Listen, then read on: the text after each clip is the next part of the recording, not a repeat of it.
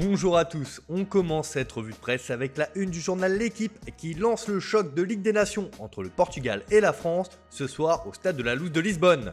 Une rencontre qui ressemble à un air de finale, estime le quotidien national. Après la défaite contre la Finlande cette semaine, les Bleus doivent rebondir et c'est une sélection majeure européenne qui se présente face aux hommes de Didier Deschamps. Après le faux pas finlandais, les Bleus savent que la qualification pour la finale se joue ce soir. Le droit à l'erreur est interdit et va permettre à cette équipe de se jauger réellement. Pour le journal La Provence, c'est d'ailleurs le match des retrouvailles des meilleurs ennemis. Au Portugal aussi, cette rencontre est très attendue. En effet, comme le souligne Abola, c'est le choc entre les champions d'Europe et les champions du monde en titre. Un match couperet synonyme d'échec et mat, indique le quotidien sportif. L'équipe qui en sortira vainqueur se qualifiera automatiquement pour le Final Four de cette compétition et surtout s'ouvrira les portes du prochain mondial en 2022.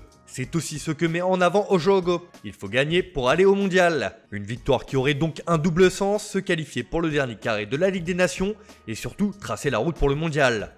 Pour Ricord, c'est le moment de décider. Les deux équipes ont leur avenir entre leurs mains et ça sent la poudre ce soir entre les deux sélections dominantes de ces dernières années.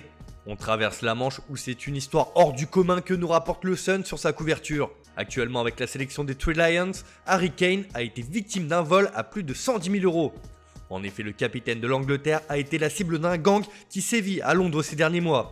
Et celui-ci s'est attaqué à la voiture de luxe de l'attaquant de Tottenham, un Range Rover d'une valeur de 111 000 €, rapporte le tabloïd. Les voleurs sont passés à l'action en plein jour après avoir suivi le buteur anglais pendant plusieurs jours. Ils ont utilisé un appareil électronique pour ouvrir la voiture avant de la voler à l'extérieur d'une adresse de Chingford dans l'est de Londres.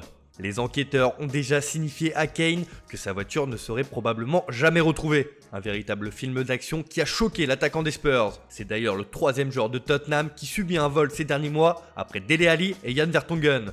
L'autre actualité en Angleterre, c'est le test positif à la Covid-19 de Mohamed Salah qui fait la une du Times ce matin. L'Égyptien est rentré au pays ces derniers jours et a participé à un mariage et c'est là qu'il aurait attrapé le virus. Une nouvelle qui n'arrange pas les affaires de Liverpool et de Jürgen Klopp dont l'effectif est décimé par les blessures.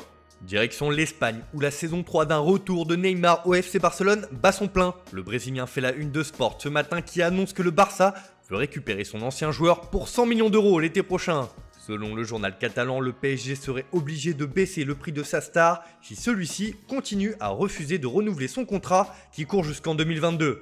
Cependant, le Barça ne pourrait envisager son arrivée que s'il parvenait à conclure la vente de certains de ses joueurs importants. La faisabilité de l'opération dépendrait aussi de la nouvelle direction qui ne sera connue qu'en janvier 2021. Le club Blaugrana aura donc tout le temps de mettre en place son plan d'action pour récupérer la star brésilienne. La suite au prochain épisode. Du côté de Madrid, AS met en avant le retour au premier plan de Luka Modric. Alors que l'effectif merengue est touché par une vague de blessures, le Croate va avoir un rôle important à jouer dans les prochaines semaines, notamment contre Villarreal en Liga et lors du match décisif face à l'Inter en Ligue des Champions.